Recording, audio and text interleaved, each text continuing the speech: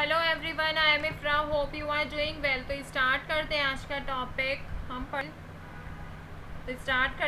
Topic. हम पढ़ रहे थे ईमेल राइटिंग, जिसमें हमने उसके कुछ पार्ट्स देखे थे और ईमेल होता क्या है, क्यों यूज़ करते हैं, वो समझा था।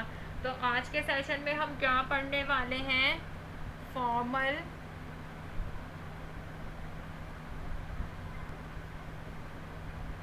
ईमेल्स के कुछ पॉइंट्स पढ़ेंगे और इसका एग्जाम्पल देखेंगे। ठीक है, तो सबसे पहले पढ़ते हैं formal emails.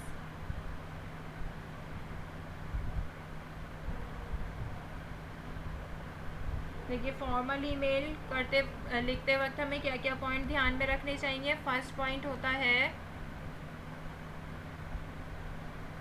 Use standard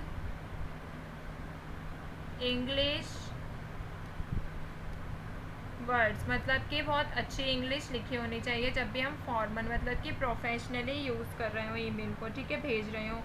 do not use contraction का बिल्कुल भी नहीं यूज़ करना चाहिए। कॉन्ट्रैक्शंस क्या होती है, जैसे कि मैं बता देती हूँ। इसमें कॉन्ट्रैक्शन जैसे आई एम, मैंने ऐसे लिखा, ये जो अपॉस्ट्रोफी आया है ये ऐसे नहीं लिखना है, हमें क्या लिखना है, आई एम। ठीक है, ऐसे ही लिखना होता है। जैसे एक और वर्ड का देती हूँ, वॉज नॉट, तो इसको कैसे लिखना होता है, वॉज नॉट, ऐसे लिखना है, ऐसे नहीं लिखना है। ठीक है, फिर थर्ड पॉइंट देखते हैं, पैसिव वॉइस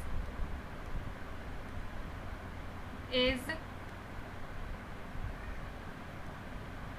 फ्रिक्वेंटली यूज्ड। इसमें क्या होता है, पैसिव वॉइस को यूज़ करना चाहिए ज़्यादा से ज़्यादा। अगर इसका एग्जांपल की बात करें तो जैसे the work had been finished last week. ठीक है, और फोर्थ पॉइंट क्या कहता है कि यूज्ड टू सेंड सीवी, मतलब कि रिज्यूम्स। ठीक है, या फिर लेटर्स टू बैंक्स एल्सेट्रा। किस लिए यूज़ किया जाता है फॉर्मल ईमेल? सीवी भेजने के लिए, लेटर भेजने के लिए बैंक्स को। ठीक है, formal writing is not personal writing, इसमें फर्स्ट पर्सन का पॉइंट ऑफ व्यू नहीं होना चाहिए। ठीक है, तो ये 4-5 चीज़ें मैंने आपको बता दी, एक बार रिवाइज कर लेते हैं। स्टैंडर्ड इंग्लिश का यूज़ होना चाहिए, कॉन्ट्रैक्शन नहीं यूज़ होने चाहिए, पैसिव वॉइस का यूज़ करना चाहिए ज़्यादा।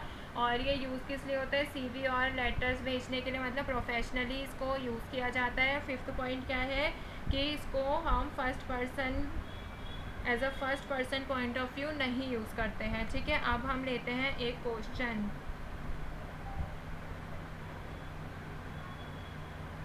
Formal email writing,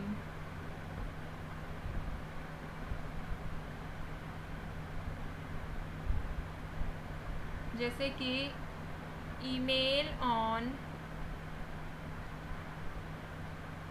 seeking information regarding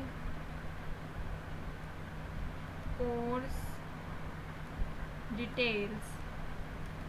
तो हमें ईमेल लिखना है इसमें किसके रिलेटेड, कोर्स डिटेल्स के रिगार्डिंग, मतलब हम कोर्स की डिटेल सीख करना चाह रहे हैं, जानना चाह रहे हैं। ठीक है, पता करना चाहते हैं। तो कैसे लिखेंगे इसके लिए ईमेल?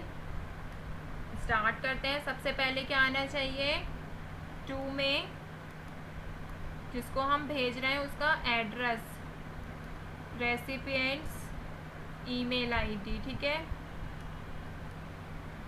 फिर एक लाइन छोड़ेंगे, उसके बाद क्या आना चाहिए, सब्जेक्ट। सब्जेक्ट में क्या लिखेंगे, regarding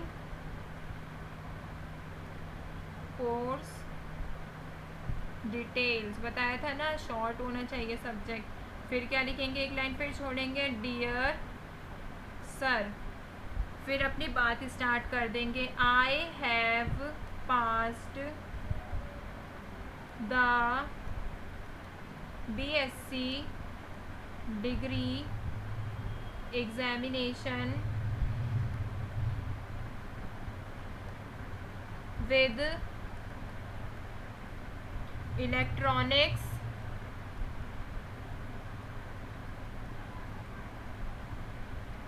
as the main subject.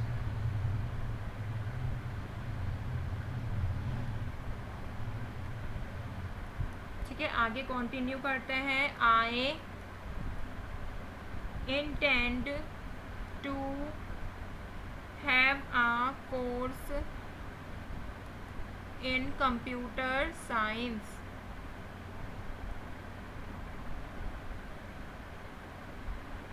and would like to know the details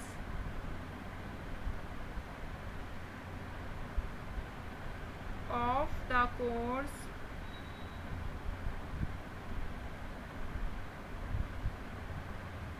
taught at your institution. Full stop. फिर क्या आ जाएगा? could you please send me a copy of your prospectus. फिर आ जाएगा, एक लाइन छोड़ेंगे यहाँ पर, yours faithfully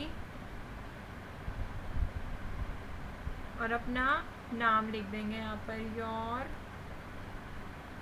नेम. तो देखिए हमने ईमेल राइटिंग यहाँ पर लिख ली है. इसमें क्या कहा गया था कि हमें कोर्स की डिटेल पता करनी है, तो उसके लिए हमें ईमेल लिखने को यहाँ पर कहा गया था. ठीक है, लिखा ईमेल ऑन सीकिंग इन्फॉर्मेशन लेनी है रिगार्डिंग कोर्स डिटेल. तो हमने सबसे पहले क्या लिखा है? रेसिपेंट का एड्रेस, फिर लिखा है सब्जेक्ट, फिर सैल्यूटेशन, फिर यहाँ पर हमने बॉडी स्टार्ट की है. क्या लिखा है? I have passed the BSc degree examination with electronics as the main subject. कि मैंने इलेक्ट्रॉनिक्स में BSc की है. ठीक है, मतलब मेन सब्जेक्ट मेरा इलेक्ट्रॉनिक्स था, मैंने BSc की डिग्री पास कर. I intend to have a course in computer science and would like to know the details of the courses taught at your institution. मैं कंप्यूटर साइंस में एक course करना चाहता हूँ. फिर उसके बाद यहाँ से कहा गया है और आपके इंस्टीट्यूट में पढ़ाए जाने वाले कोर्सेज के बारे में जानना चाहता हूँ. Could you please send me a copy of your prospectus. Prospectus क्या होता है? हर कंपनी हर इंस्टीट्यूट के पास होता है. इसमें सारी डिटेल्स होती हैं उनकी सर्विसेज की. ठीक है, तो इसने please send me a copy of your prospectus. कृपया मुझे अपने प्रॉस्पेक्टस की एक कॉपी भेज सकते हैं क्या आप?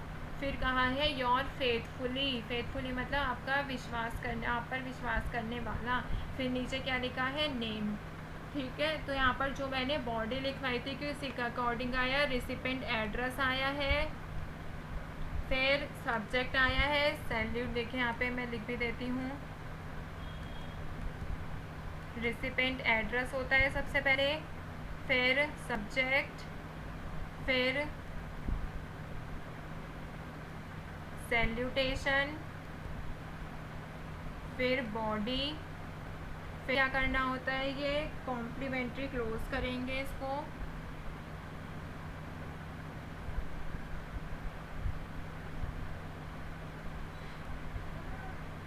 फिर यहाँ पर अपने साइन मतलब कि नेम लिख देंगे. ठीक है, तो ये इसका बेसिक सा स्ट्रक्चर रहता है. इसको पता है ईमेल जो है वो फॉर्मल और इनफॉर्मल दोनों तरीक़ों से लिखा जाता है. तो आज हमने किसकी बात की है? फॉर्मल ईमेल की बात की है. इसमें देखिए बहुत अच्छी होनी चाहिए, इंग्लिश ठीक है. ठीक है, उसके बाद क्या कहा गया था? कॉन्ट्रैक्शन का यूज़ नहीं करना है. तो कहीं भी कॉन्ट्रैक्शन का यूज़ नहीं हुआ है. थर्ड पॉइंट क्या था? कि पैसिव वॉइस का यूज़ करना है. तो पैसिव वॉइस का हमने यूज़ किया है. ठीक है, फिर आगे क्या कहा गया था? ये किस लिए यूज़ होता है? सीवीज़ के लिए लेटर्स टू बैंक, तो हमने प्रोफेशनली एक इंस्टीट्यूट में ही तो बात कर रहे हैं हम, तो प्रोफेशनली हो गया ना, प्रोफेशनल लेवल पर बात कर रहे हैं तो ये प्रोफेशनली हुआ, ठीक है। फिर कॉम्प्लीमेंट्री क्लोज किया है, नाम लिखा है, तो टॉपिक हो गया है यहाँ पर कंप्लीट ईमेल का। तो नेक्स्ट में हम समझेंगे इनफॉर्मल ईमेल्स क्या होते हैं, क्यों यूज़ करते हैं, उसका फॉर्मेट और एग्जाम्पल। मिलते हैं नेक्स्ट वीडियो में। Stay tuned and thank you.